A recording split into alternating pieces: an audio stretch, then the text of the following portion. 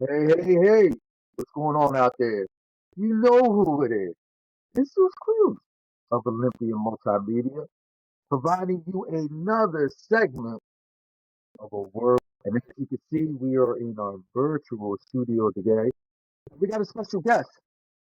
Just to give you guys a quick backstory of our guest today, I had the honor and privilege and pleasure of meeting him and his beautiful family at a recent Woodbridge book event.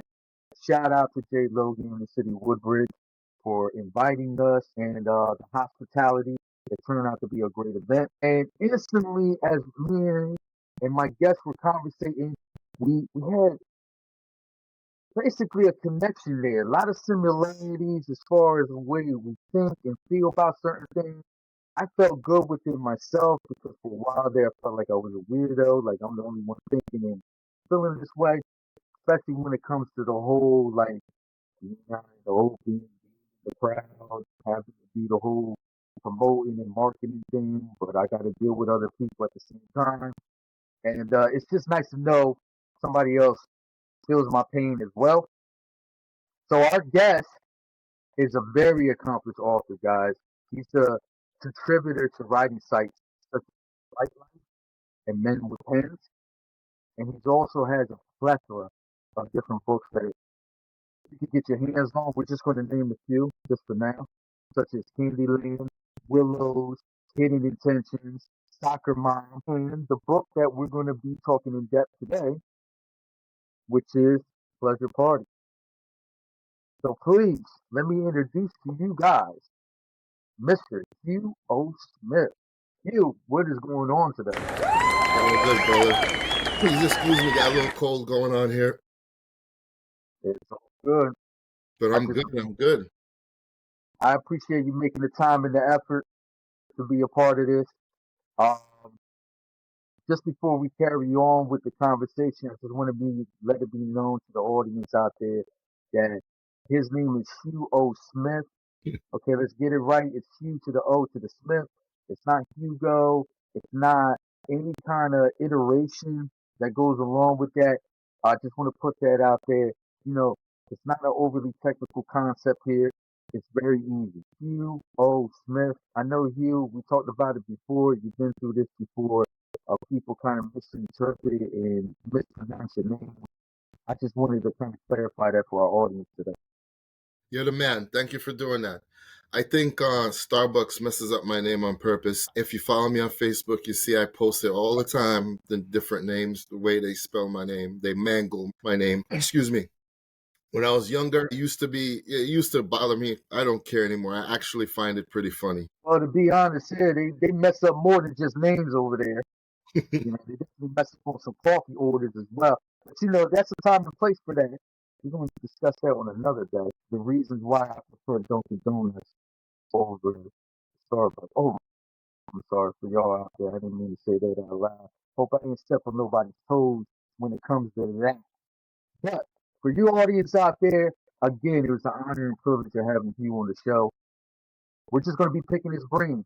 For you guys who are new out there to the whole World with the World video series, we're just going to be picking our artists or picking our guests today brain when it comes to their artistry, discussing his process when it comes to formatting, his concept, putting together his book ideas, and just getting an understanding of how he goes about putting together his book project.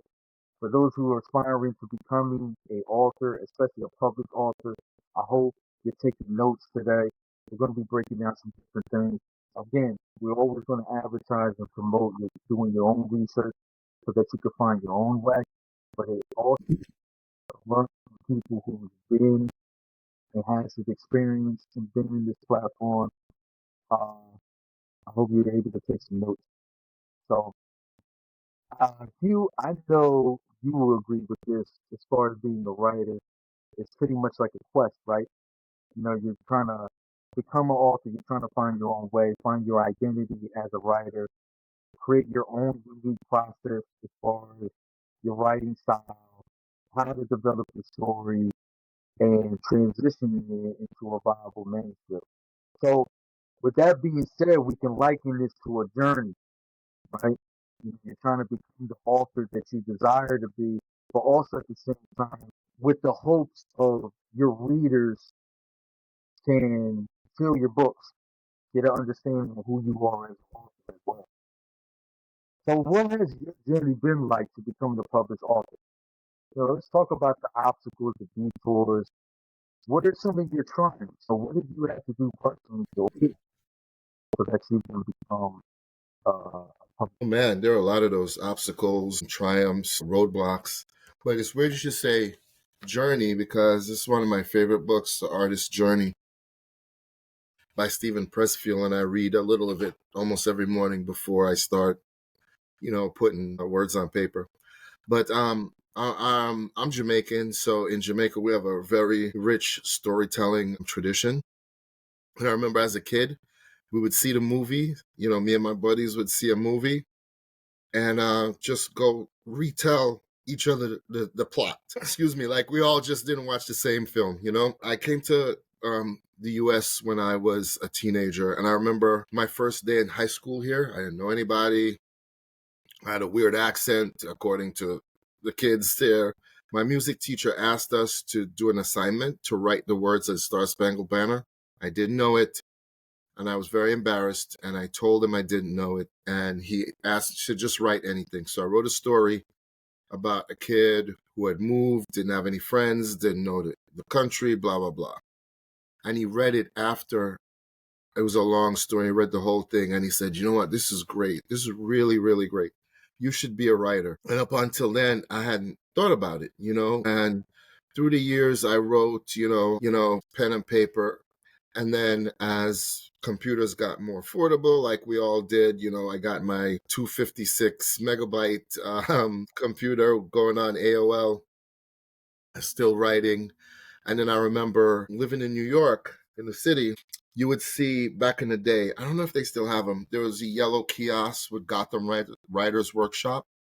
And you would get the little booklet out of the kiosk, and you could see, it was free, and you could see when they have classes and how to pay for the classes, how to attend, where to go, all that stuff. It's probably online now if they still have it. So I didn't have any money. I was in school. I was a bouncer, and I would save some money. I would take a class. A few months later, I'd save some more money. I would take another class, and that's how it started for me. I try to go the traditional route. For those who don't know, and I think it might have changed a little bit, but probably not too much. You write a manuscript, and there's very strict guidelines as to how you present it to them. And you have to write a query letter. Here's who I am. Here's what my book is about, blah, blah, blah. And you print out your manuscript. You send it to them. And a lot of them did a thing called no simultaneous submission. So what that means is you can send it to one company. You can't send it to 2 or 3 or 4. Right. But then they take months to respond to you. And sometimes all you get is a letter like, yeah, thank you, but, right, you get a rejection letter. In the meantime, your manuscript's sitting there. And I went that route, got a few rejections, which is, I wasn't surprised. It's part of it, But what I never liked was how you worked on this thing for a year, 2 years, however long, and then you just have to sit on your hands, waiting for these people to respond. So when Amazon came along and self-publishing, I jumped on it. And I've gotten offers from publishers since then. I've turned down all of them because they just don't make, as I've learned the business and how it works, it doesn't make sense. You have to do all the work, but if you publish by yourself, you get all the reward. And I'm glad you brought that point up about self-publishing and just going the independent route. You guys out there that's inspiring to get your work published, that is definitely a viable option that you should utilize. We are not trying to deter anybody if you prefer to go to a publishing firm, but the amount of control that's within your hands going the independent route, yes, it can be a little bit more tedious because it's more on you. It is. But in the long run, it's going to be very beneficial for you to go in that route. So that's why I appreciate you bringing that up. Again, we're not trying to deter anyone. Again, do what's in the best interest of yourself and your artistry. put yourself in the best position where you can thrive. I need you, or just speaking from personal experience, I had a couple publishers reach out to me, and just the way everything was formatted within the contract, I just felt like overall, as an author and an artist, that I was going to lose my creative control. And I get it; it's a business. They're going to want things a certain type of way, but so do I. I'm a brain myself, and there's a certain way that I want to go about things, and there's a certain way I want my vision to kind of be portrayed. So again, I'm not just going to just go with the flow, so to speak, just for the sake of, okay, maybe, just maybe they have more resources that I can utilize that might help me in the long run. You know, I don't want to sell myself short of that. So for you guys out there, don't do that. Believe in yourself to know, as long as you have that drive and commitment for what you're trying to do, you'll find your way at some point that works well for you. I guess it's the best way. You're absolutely right. It's a learning curve, and there's a lot to learn. But the tools that are available now are a lot. There are a lot more tools, and they're a lot easier to use. For example, when I found it that I finished my first book, Willows, and I was like, by the way, I need to get this onto Amazon and Barnes and Noble. Like, how do I do that? So there's a process to format your book into their, it's called formatting, and you put it into the format that acceptable to them, and you can upload it. And I didn't know how to do that. And there was, over here, they told you a little bit of it, and over here they told you a little bit of it, and over here they told you a little bit. Now there's software that does it a beautiful job, but I learned how to do it. And I actually wrote a book on how to do it, to teach authors to do it. It's called 7 Days to Kindle. And I break it down into like 7 days and how you can do it. You can do it in a lot less. You can do it in a day, but it's for people who are busy and they wanted to do it. You can still use that nowadays, but there's a lot, like I said, there's a lot of software that does a great job. But, years ago, I wrote that book, and I've actually given away so many copies of it, more than I've sold, because it wasn't a money-making thing for me. It was just for me to teach people how to get their books onto Amazon. And that's beautiful. And I'm glad you brought that up as well. It's about the point of, there's actual resources for people to get their hands on that they Sure. can utilize, and they'll put them in the right track as far as properly putting the book together. Some people may not have, for instance, some people may not have the luxury of having their own editor to edit their Right. manuscript. That there are resources out there that can allow you to do it on your own, different application programs that you can utilize, that can assist you with that if you're not in a position to have your own editor, or the fact of designing the cover, or go about with the promotional and the marketing aspect of putting yourself out there. There's a lot of tools out there if you're just willing to put in the time and you have the patience. Right. Yes, it's going to be tedious, like I mentioned before, but I just feel like long term, I think it's important for any author or artist out there who are creative to have more of that control versus submitting it to someone else, and then you're kind of doing what it is. So your fingers crossed, hoping like they're going to keep up the end of the deal. At least if you're doing it on your own, it's all on you. Right. So, Right. right, you be mad at yourself. Right. Right. I don't know. Later. Yeah. Yeah. A few years ago, I reached out to a author, a British guy, and he pointed me in the right direction. He's very successful on Amazon. And one of the resources he pointed me to taught me this.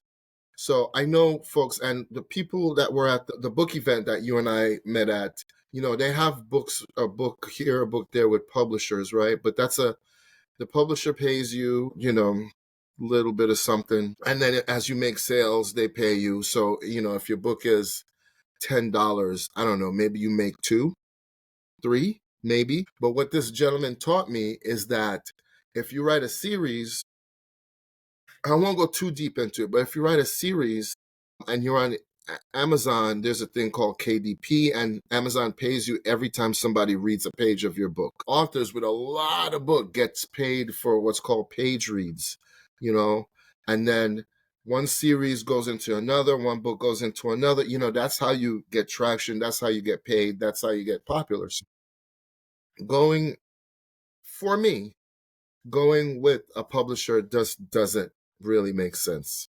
You know, now maybe one day when I'm huge and they want to make me an offer, sure. But you know, for now it's just little old me, and I'm fine doing it on my own. Yeah, one don't have no complaints as well. Yes, I'm not on the New York Times bestseller list, but publishing, pretty much going on the market. I haven't done that bad Yeah, as far as the sales are concerned. To each their own. right. If you got something to talk to them, turn around, and it's working for us, we kind of come to the level with it. We decided to go the other route and go to the publishing firm. That's cool, too. You know, kudos to you. People should say, move on to our next kind of line of thought, being able to writers, but also readers as well. Yeah, Talking about the authors that we like, admiring their work, maybe taking a little tidbits here and there as far as like some textual, as far as they put their stories together. But as you know, there's a multitude of styles in which one can explore to kind of create that writing process for themselves. What makes you decide to write novels, especially in such a dark, suspense? man, that's what I like to read. You know, excuse me. Those are the books I like to read. I like mostly like crime novels, like Elmore Leonard type stuff. I like sci-fi and all that. I love me some Stephen King. I think he's a brilliant author. I like Oh yeah, don't let fantasy. them. Oh, man, the guy is amazing. Neil Gaiman, fantasy. I like all of that. But what I really like is doing, yeah, I'm working on a fantasy novel now, but what I like is writing stuff that's more relatable. Like it could happen, in your house or across the street or to your neighbor or to your sister or to your brother. I think that's why, like stories, soap operas are so appealing. You know what I mean? Because I mean, take the yachts and the mansions out of it, that some of them have. But there are situations, they're human beings. I think that's why also reality shows are so successful. It's just human situations. So I really enjoy writing about that. Very much so. It's not like the point. It's like I guess you could say, for lack of a better term, routine or reading Mm, genres. absolutely. One third writer of a certain genre. You can still take readers from reading other genres from different authors as well. Even if it's something as subtle as just a dialogue, especially if it's in degree of very tense, so very suspenseful type of tone. Right. And there's certainly you want to gravitate towards somebody like a Stephen King who creates this kind of crystal, or maybe you want to look at somebody a little bit more old school. I know with me, my favorite author of all time is H.P. Lovecraft. I love his work. He was a He's guy, cool. very dark guy. He's a very good guy, but also very intentionally slow Yes. in the suspense. So Yes. he Yes. really takes the most minute thing on that suspense on there. And then, little by little it goes to the climax, and you're just like, blown away by like what's going on. Even though you might be, writing in a different genre than that, you can still take some orders from that and kind of incorporate into your writing and creating your own style. But I'm a heavy believer, like if you're gonna be a fucking writer, you gotta have a good routine, Yeah, you have. man. Whatever the case may be, to just kind of increase your insight on things. Yeah. Well, so for example, I'm a MMA fan, right? Huge MMA fan. And if you're an MMA fighter, you have to be well rounded. You got to know wrestling, jujitsu, boxing, kickboxing, right? just like in life, you got to know a lot of different things. And as an author, you can't be stuck in one mode. You have to be able to read. And like you said, take it. So, like from Stephen King, I took how he built his stories from like Neil Gaiman. He comes at you from different directions, but then he puts the story together. Larry McMurtry, who was, he won the Nobel Prize for Lonesome Dove, I think in 1985. That guy's a genius. And there's a guy, one of my favorite authors now, S.A. Cosby. The guy is unbelievable with the way he writes his thrillers, his dialogue, his pacing. And the people he writes about could be your next door neighbor, could be your mechanic. You know what I mean? Like, these writers are unbelievable, and you take something from every single one of them. So for you guys out there, just a quick reminder, it's okay to piggyback a little bit off your favorite authors. Again, it's all about creating your own style, doing things your way. But why not take some insight from the professionals, from the big name people? They're Absolutely. very accomplished. Obviously, they've been very successful for a reason. It's okay to take some type of pointers from. The more important thing is just you staying true to yourself as a writer, and not allow yourself to be kind of manipulated or molded into a type of writer that you may more or less not be comfortable with, or you may not have a whole lot of understanding as far as going into that. Some people, like for example with poetry, people feel like roses are red, violets are blue. Anybody and their mama could be poetry, right? You just put some few words together, you have a cohesive thought. It don't really take much. Once I start breaking down how to go about it with the poetry, it's just like people are like, I never knew it was that in depth, like how you had to go about doing it, understanding your word count, understanding there's different types of poems. It's not just one type of structure to it. It's like at least like 10 or 12 different types of structures when it comes to poetry. And writing stories in general is pretty much the same way as well. You know what I mean? So it's all about just finding your way, right, Hugh? You know what I mean? Absolutely. Just like everything else, man, there's levels. Thank you. There's levels to this, man, because I try to tell people all the time when we were just mentioning about the journey thing. There's more than one way to get to your destination. So don't limit yourself to saying that all I need to do is to get to point A to B. I just go down this path. That's the beauty of life. There's more than Yeah, one way to get there. Try out different things. Okay, you might have a couple roadblocks here and there, but it's okay. You could go around. You know what I mean? 100%. So this is a perfect segue to get in to talking about your book, specifically Pleasure Party. I'll put that up on the screen. Obviously, you've written several books, but let's talk about one. And just to give you a little bit of insight for you guys, I'm not going to give away everything for you out there. Just bear with me here. I just want to kind of wet your whistle a little bit. You know what I mean? I just want you to salivate a little bit on how great this book is by me just breaking down the premise of it.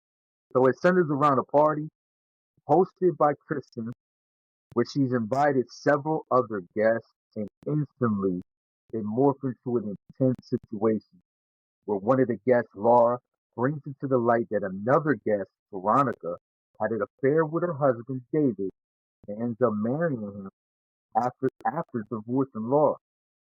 The rest of the guests started taking sides. Some believed it was Laura's fault for mistreating David. Some took Veronica's side, painting her as a victim of circumstance.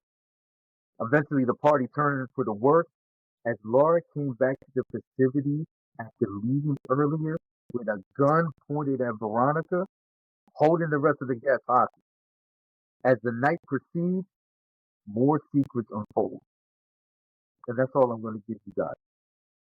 Wow, I So, should get you to do my audiobook. I mean, come on, Hugh, look me up, man. I could be your new chat GPT, man. I mean, I can do it. I'm an octopus. I got my hands all over the place, man. And I I don't have see a that. button in my mouth half the time. You know what I mean? So we could work on something with that.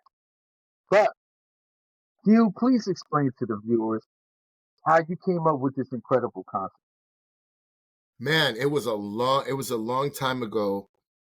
I have a very good friend of almost 25 years. Her name is Francesca.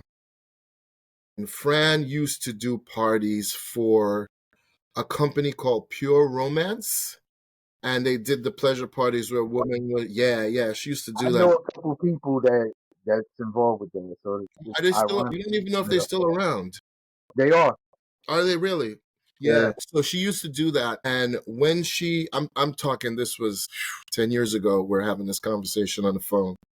And me with my crazy self, I go, what if you're having one of these parties and a woman comes in and she recognizes like somebody who her husband is having an affair with? Can you imagine the drama? And we just started, we laughed about it and everything. And she goes, "Oh my God, I hope that never happens." But I'm thinking about it, and I started writing it as a short story. But it wasn't short story. It was too much. It was too much. And Zeus, I got to tell you, I was not good enough years ago to write the story because I wrote it, but where the dialogue is concerned, where the women are talking to one another, the way they feel, the way their attitudes, opinions, and to make them all sound, because it's like 8 or 10 characters, to make them all sound different, I didn't have the skill to do that. You know what I mean? Yeah, so at that, I didn't have the skill to bring it all together. It's a lot of characters. They all are different. They all have different situations. They all have a different voice, different races, different backgrounds. I knew what I wanted to do, but I didn't feel like I could realistically pull it off on paper. You know what I mean? So as time passed, like I played with it, and then like I think I finished it in 22, I want to say. But I really buckled down, and especially during the pandemic, I wrote a lot. And what I didn't know, what I didn't have the skill to do, I just did it and did it and did it and did it. And 9 out of 10 times it was terrible, and then the 10th time it was okay. And then you take that okay piece and you do it again and again and again and again until it's better. So it took me a while, but I did it, and I'm pleased with the outcome. I'm definitely pleased with the outcome. I couldn't put it down. I pretty much read it in a day and a half. Wow. It's just the dialogue. It's kind of refreshing to see or read a book that's more dialogue driven and not really depending on like the backdrop or the setting or other elements involved with the story. I'm not saying they're not important to creating Right. a really good story, but I think sometimes with writers they tend to, and I'm guilty of it, of adding so much other different elements into it, thinking that's what is needed to really bring the story to the forefront. And sometimes simple is more. You don't really necessarily need anything. You could just take one certain aspect and kind of just stretch that out, kind of expand on that. And I felt like when I was reading Pleasure's Party, that I was actually reading a screenplay for a movie. That's how it really felt. Like I envisioned it as I was reading it. Like I could see this actually being on the screen. I'm watching the movie. Everything is starting to play out. Dialogue was so compelling and realistic in nature as far as I feel like I could actually walk somewhere and run into this conversation and eavesdrop and kind of like be in the shadows, maybe eating some popcorn and nibbling on a snack while I'm watching this whole thing play out, wondering, ooh, is she really gonna smack her up? Like, what's going on over here? Type of thing. So, was it your intent to be more dialogue driven as you put together your story? You know, I love dialogue. Love it, love it, love it, love it. And thank you for the compliments, really, because that makes me feel good, because that was my intention, to write it in a very, I like to write in a very cinematic way. Like the mistake you said you made, and I did it too, is like when we start, you're like, okay, Zeus walked into the room, and Zeus was 5 foot 11 inches tall, and he had on He had on an orange hoodie and his hair was cut short. You know what I mean? Like you Yeah. tell everything. I tell nothing. At least I try to. And that's what the thing you learn over as you get better. Like I said, there's levels, man. There's levels. And I feel like I'm at level maybe 2, maybe level 2. And there's, 20 levels to it. You know what I mean? But yeah, since there's so many characters and they're in a party, you have to make that interaction between them the story. That has to be the story, and that has to be how it plays out. Because there's so many, personalities. Imagine you and 5 of your boys in a room, watching a fight or just chilling or whatever. There's so many personalities. It's how that interplay happens. You know what I mean? So yeah, it was my intention after I started and realized what the book was, to make it more dialogue. And you did an exceptional job. Like I said, just the realism within the dialogue. I know I've read other people's books, and not to try to knock them or anything like that, because I'm not the greatest at like putting together dialogue myself. I'm a work in progress. But sometimes with their dialogue, they end up using some vernacular that's not common. Like Yeah, there's no way you're making this feel like this is a natural or a normal conversation. You're using some terminology here that the average person, you know what I mean? Like let's just be honest. I get it if you're doing in a particular setting. Like let's say for instance, if the scene that you're creating within the story involves them being like in a laboratory or something like that. Of course, their dialogue is going to be centered uh, analytically, because they're within an environment of the lab. They're going to use some terms that deals with the field of science. So that makes obvious sense versus you wouldn't use some of the terminology that they would normally talk about in the lab and just everyday talk. We're just talking about something that happened at home or something to that nature or something that happened personally to one of the characters. You weren't talking that kind of way. So I think sometimes people tend to, I don't know, man, like get a little ahead of themselves. I don't know if they're trying to be more intellectual than what they need to be, but it's not needed. You know what I yeah, mean? Again, it goes back to simple is more. And that's what I love about the dialogue. I mean, I really felt like a screenplay, I'm in it, I'm easily, that's the thing too. I easily visualize what you were trying to say.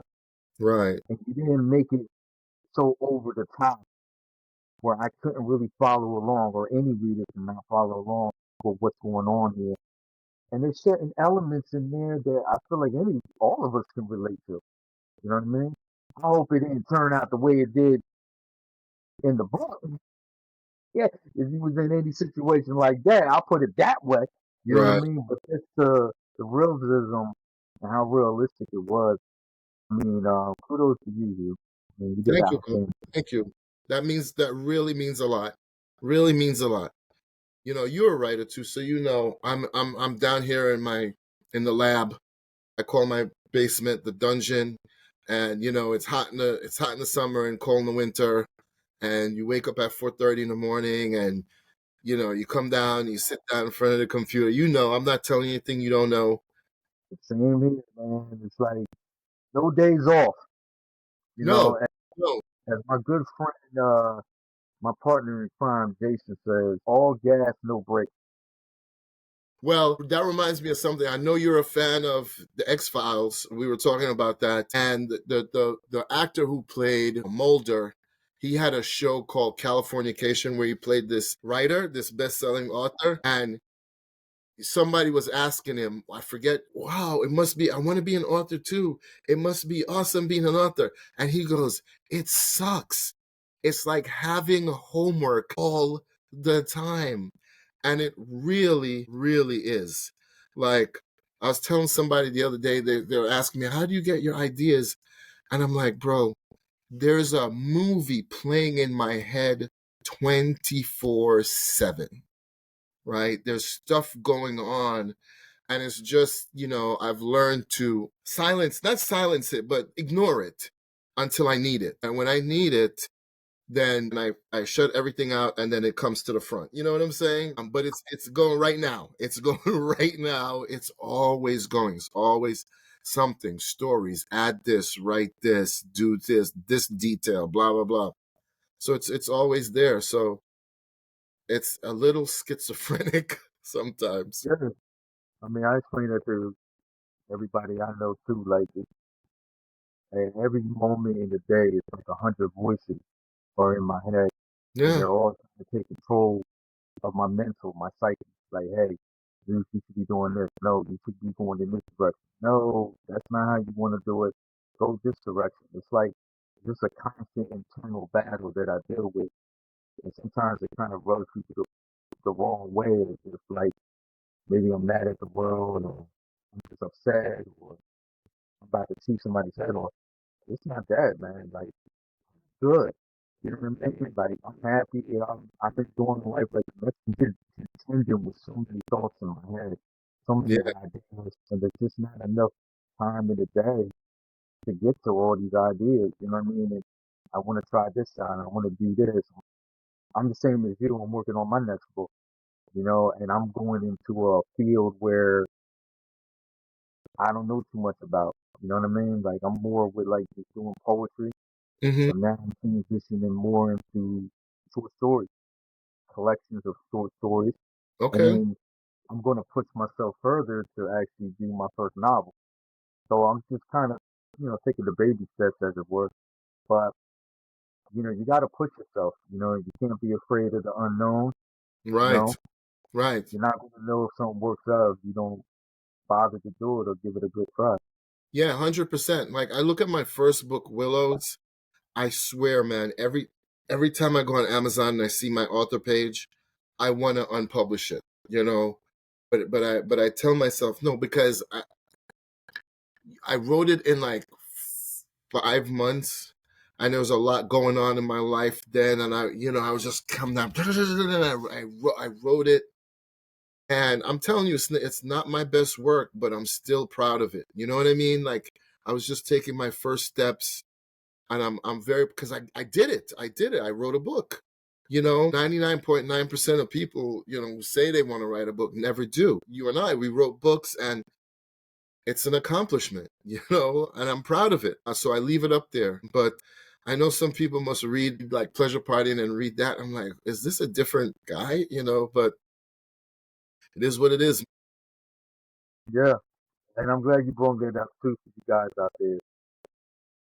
You're going to have your naysayers. You're going to have your critics. You're going to have your people that don't really like your work. But one thing nobody can rob you of is your accomplishment.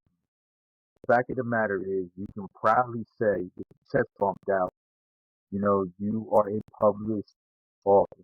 That's And the right. fact that you did it on your own, you did it independently, just to me adds like a cherry on top. Yes.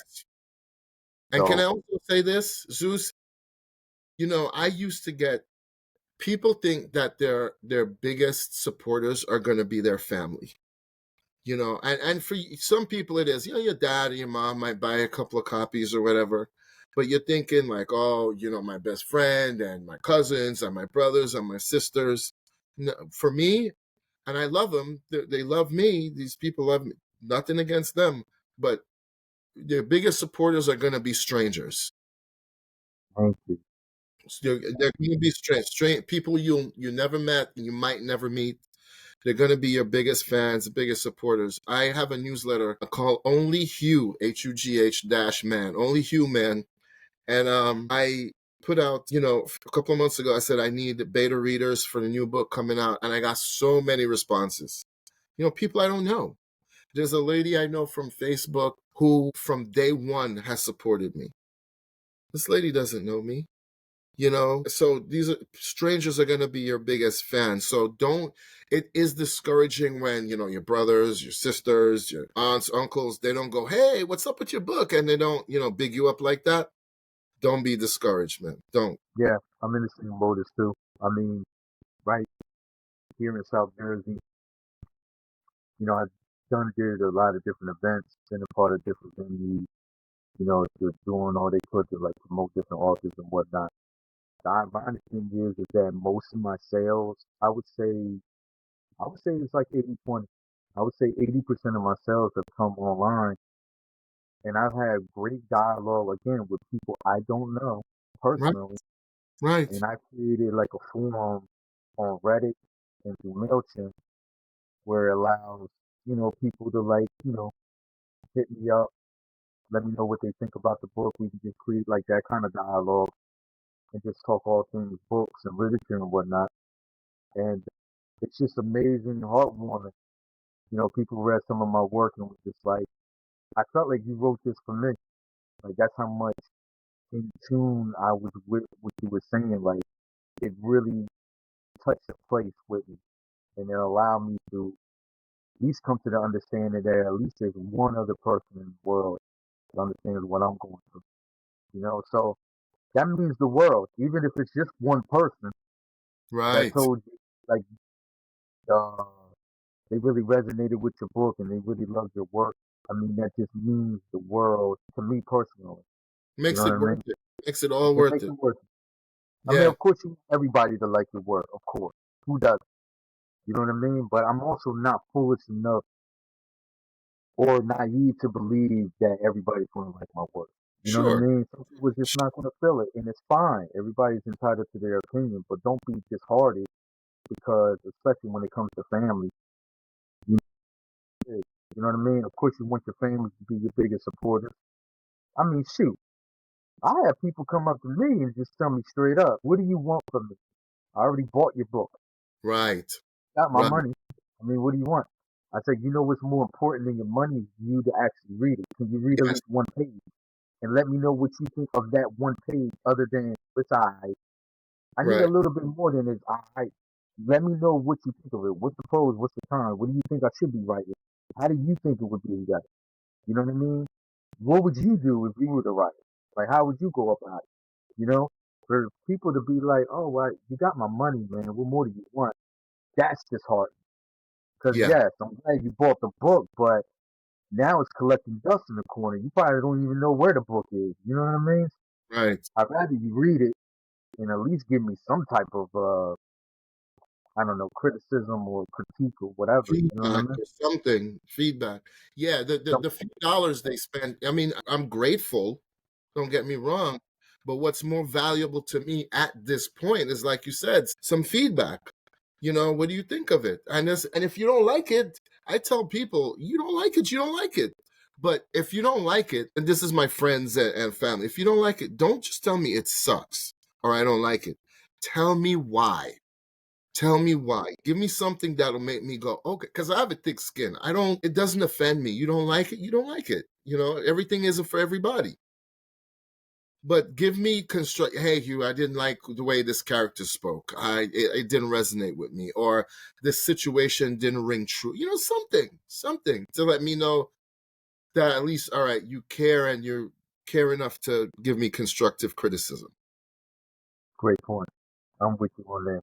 So for you guys as well, you're reading other people's works. I mean, it doesn't take much for you to just give a few words of Right, critiquing, whether it's good or bad. At the end of the day, any kind of feedback is just going to help us improve as a writer.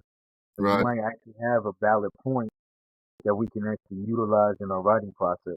But just to tell us like, oh, your book is alright, or nah, this ain't really my thing.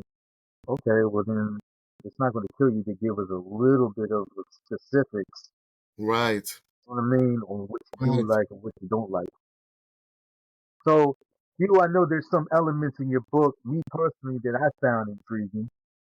First of it is I love how every other chapter you provided in Pleasure Party, it had like this brief backstory to the characters, and it really brought to the forefront like their personality, without actually having to write this long, dragged out backstory of the characters. The next thing I like is how you provided readers a continuation of the novel through, I believe it says, I the think I story. mistyped. It's, correct me if I'm wrong. It's, Yeah, Yeah, that one that I provided in the end of Pleasure Party is called Fling or Forever, and it's about that the character you mentioned, Kristen, one of the main characters. She's having, excuse me, an affair with someone, and so since there's so many characters in the book, what I did was, and the new one, the second part to Pleasure Party is called The Guest List, and it's coming out in March. Authors are always late, and as usual, I'm late for this one coming out. But what I wanted to do is in the time between the first one and the second book, I wanted to write a series of stories that I would give free to my mailing list month, every 6-8 weeks, something like that. They would get a new story about one of the characters. And yeah, so you don't have to read those stories to understand what happens in the second book, but it's just a little backstory. It's just a little what happened to them after the party, how they're doing, how they coped, how they process what happened. And so the plan is, what I'm going to do is, I'm actually in the middle of it right now. I got it up on my screen. I'm formatting the stories into its own book. And I'm actually planning to give that away for free to my mailing list. So I'll give you the link. And if your readers want to sign up for a mailing list, I'm happy to give that book to them for free. So what I'll do is, I'll make a new edition of the first Pleasure Party with all the stories in it, and then second Pleasure Party book as a box set, and I'm going to put that on Amazon. And then the third and final book in the Pleasure Party series is due out around this time next year. So between now and then, I'll write another set of stories about them and then have that. So ultimately, there'll be 3 novels, 2 sets of short stories, and it all be in one set. So you can read for days and days and just know what happened to all your characters and enjoy it. So that's the plan. And some people, some people tell me like, man, Zeus, I don't know how you're able to like write and put out as many books and content as you do. But it's like, man, I pale in comparison to you like, wowzers, within the next year, we got so much content coming from you. That's inspiring. I'm gonna have to set my game up a little bit here. I look at myself like I published my first book in 2018, Okay.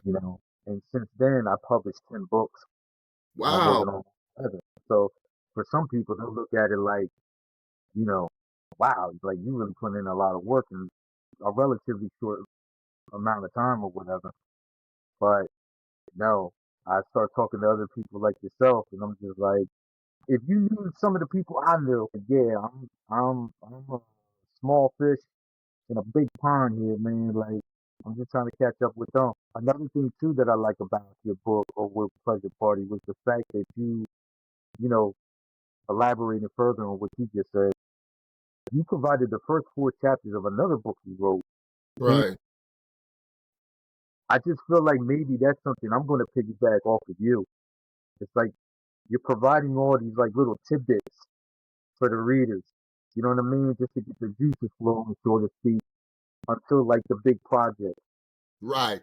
And that wasn't my idea. I stole that. A lot of authors do that. But you know what it is, Zeus? That's where the business side of it comes in.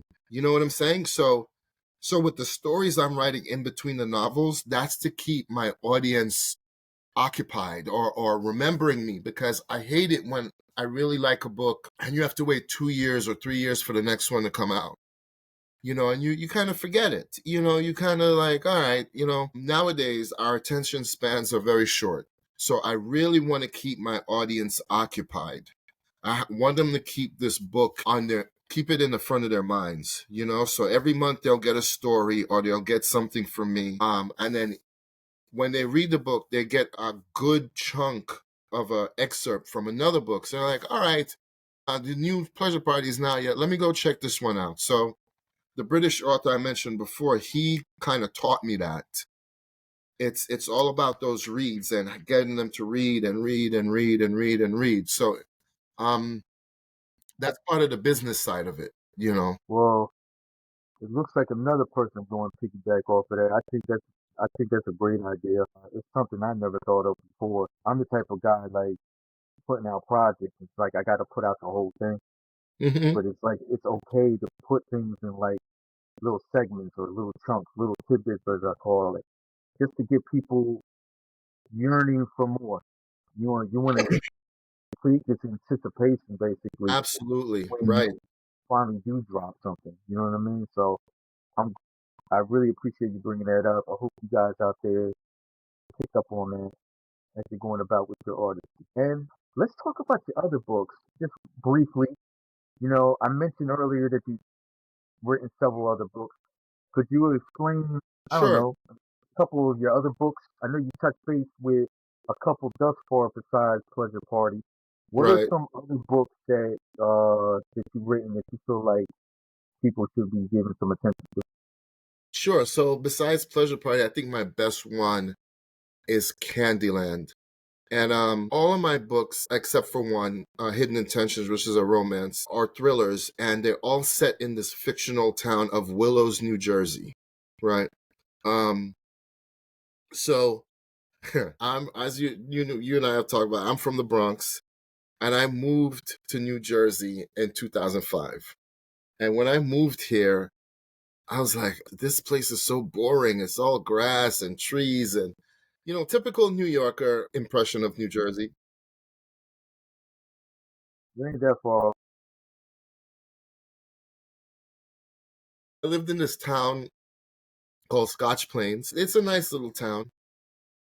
There's a supermarket called Wegmans. They're all over the place. And upstairs in Wegmans, they have a really nice area you can go sit down, work if you're working from home. They have great food and all that.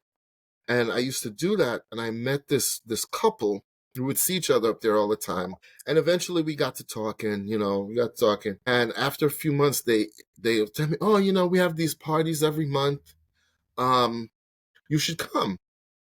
And I kind of like, yeah, just let me know. And they gave me the address and they would say, oh, we're having a party on Saturday. I just never went. And then one day I was driving in the neighborhood. I saw all these cars, by this house. And come to find out, it's that couple's house. And they had swinger parties. And I was talking to a couple of people I know, and they're like, what kind of parties are those? And they would explain to me. And then I got to know like all the drama that's happening behind the scenes in the suburbs, and that's how partly how the idea for this fictional town came about because, people think that the suburbs are just like boring and trees and grass. But man, there's a lot going on behind the scenes here. In the Bronx, it's all out in the open. Well, a lot of it is, husband and wife arguing in the hallway or, whatever. And you hear it, you know it. But in the suburbs, man, it's all behind closed doors, it's behind the scenes. So with somebody like an imagination like mine, that's where I got a bunch of ideas. So anyway, Candyland's about an author who moves from the Bronx to New Jersey. His books are bestsellers. They're movies. So this guy's a multimillionaire. But his biggest supporter, his wife, passes away just before he gets really successful. So he's kind of lost, emotionally. He buys his dream house. He and his little young daughter in, and he finds out all the stuff that's going on behind the scenes in this town, and he feels compelled to reveal it and write about it, and all the stuff that comes on, all the danger that comes along with that. So that's what Candyland's about, and all the books that set in Willows, like in Pleasure Party, I kind of refer to it. And if you read it, you'll go, oh, yeah, that happens again. I've had readers saying, oh, yeah, you mentioned so-and-so. Yeah, I drop all sorts of Easter eggs in it. Like in Pleasure Party, one of the characters, he works for, oh, what's the name of the firm? But the name of the firm are the Beastie Boys. Those are the Beastie Boys. So I really love it when people pick up on that and they'll text me, message me. They're like, "Hey, aren't those the Beastie Boys?" Stuff like that. So I drop that in there, and it makes me happy when people pick up on that. Also, too, man, the way you're like explaining, you're creating like this fictional town, and like you're developing all these stories, all these like subplots that be coming out of the town. It kind of reminds me of something from I want to say from like the late 30s or the 40s. Um, I don't know offhand when the book actually came out, but it's a book called Peyton Place. In They place. Yeah. actually made a movie out of it, the Yes. Atlanta time, I believe like in the 50s, Yep. probably, or close to like Also, 1960. it's a radio series back in the day. Yeah. So the book you're developing there kind of reminds me of that. Because if you guys ever get a chance to read the book, obviously the books are better. 9 out of 10 times, anything that's been derived from a book or a comic strip, it's usually the book or the comic strip is better. Right. Obviously, they're going to leave things out because of time restraints, but the movie's not half bad. So if you don't want to check out the books per se, definitely watch the movie. It's a great movie, but it just talks about this very small town and how so much is going on, but to the outside world, it just looks like this very quaint, Yes. peaceful type Yes. of town. There couldn't possibly be nothing going wrong here. Right. And find out once you get there, it's it's just as bad as the big city. You know what I mean? It's Yeah. kind of neat that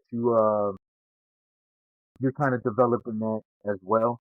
Right. And I like Right. the fact that you're doing something original and not per se just using the actual town that's known to people or a city known to people. Certain people fall short of imagination a little bit.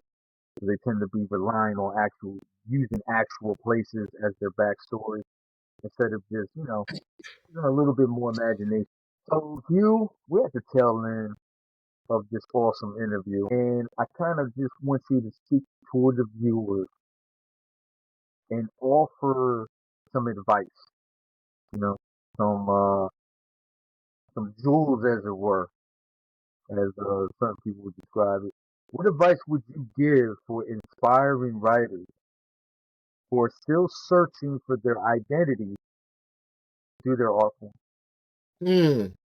Hmm. That's a really good question. There's only one way to do that. Just like there's only one way to find out who you really are in life. And the only way to do that is just live your life, be authentic, have your experiences.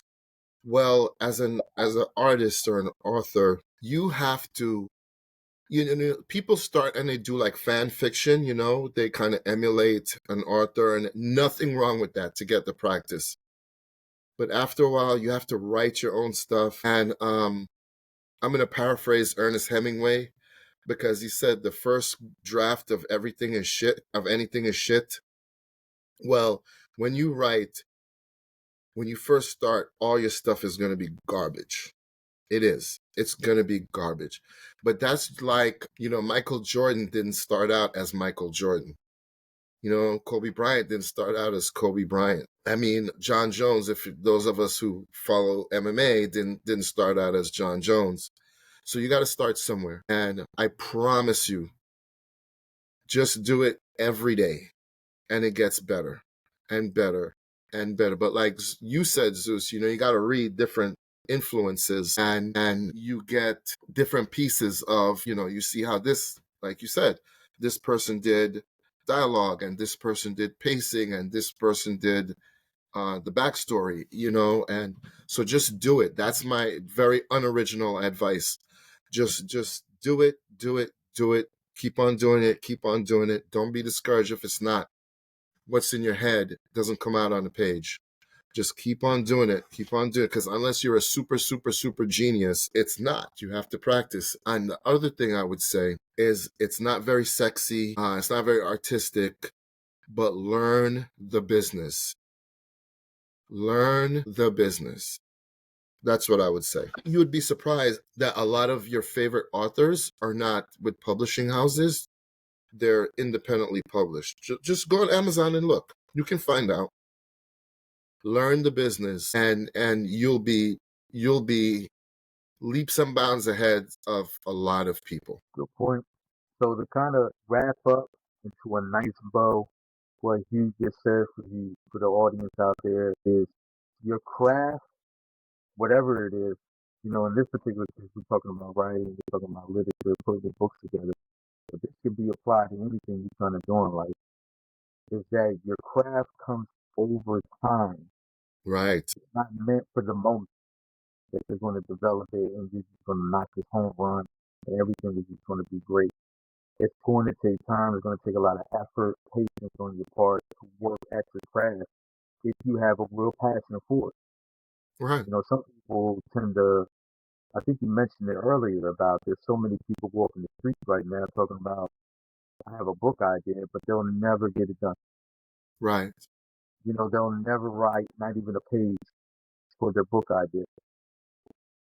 The fact that you're even able to get it on paper and you're starting to put together some words, you're starting to put together a rough sketch, as it were, of your story, you're already leaps ahead of a lot of other people.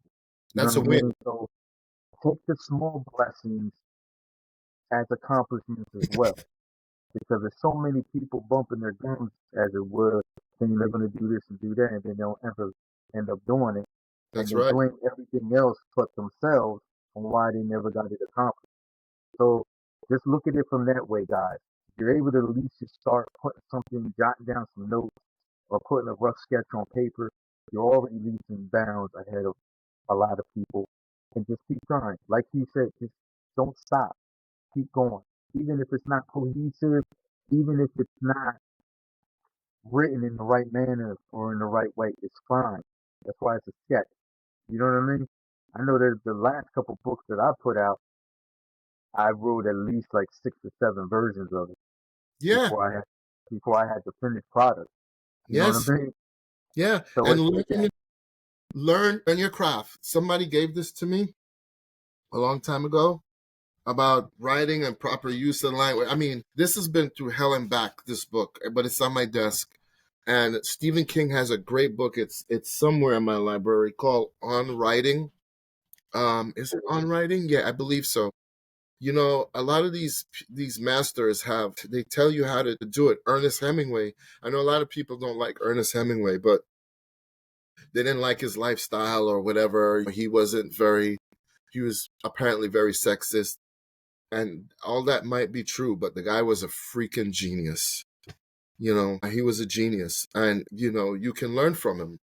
He has a book too. I forgot the name of his book, but it's very very good. So, use those resources. There's tons and tons and tons of free resources online. Just use those resources and learn as much as you can. Just absorb it, and it'll pay off. I promise. Also, food for thought. I hope you guys soak that in, jot that down in your notes. I look at somebody like you, very well accomplished, got so much content out there, different types of books, different types of settings. Definitely looking forward to within the next year, as you mentioned earlier, the things that you're going to be putting out.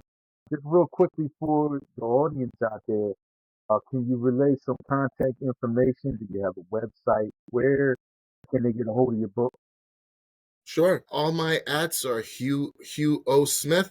So I'm about to start. I just spent the last month or so in content creation mode. So I'm about to start hitting it. Like you said at the outset, the marketing part of it, the putting yourself out there. It is not my skill. We're here when it comes to that. It's not our but. It's something we have to do. So I spent the last month or two in content creation mode, and I'm about to start putting it all out. So you'll see a lot of stuff from me. All my ats are Hugh O Smith. I'm on Twitter or X, Instagram. Didn't do anything on TikTok yet. I have a TikTok, but it looks like they're about to get rid of it. So who knows how that'll go. But my Facebook page is Hugh O Smith Official. They wouldn't let me just get my name. And the website is hughosmith.com. Um, if if you don't mind, I'll give you a link to my newsletter. You can put it in the show notes. If you go on Amazon, Barnes and Noble, Apple Books, just look up Hugh O Smith, and you'll find me pretty easily. He's telling the truth on that.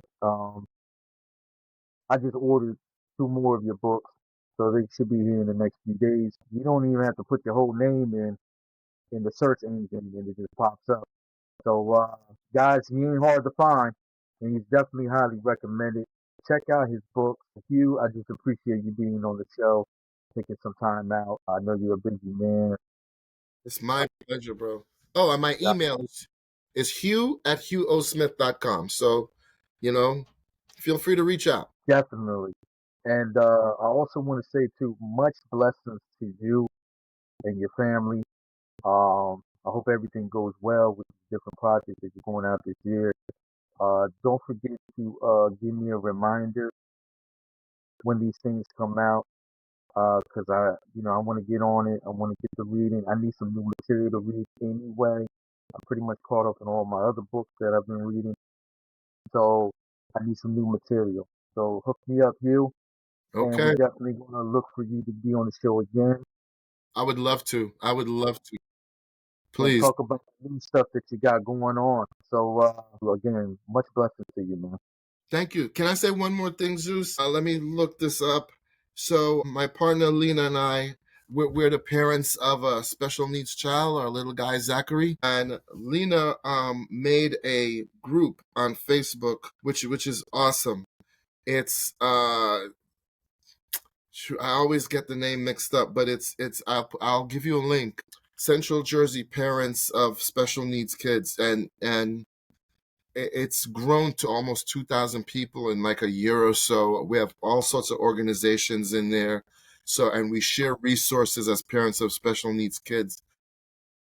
And if you know somebody who's a special needs child or you have one yourself, you'll know how really tough it is to get the answers that you need in one place. So we try and help as many people as possible and many parents. So please look for it.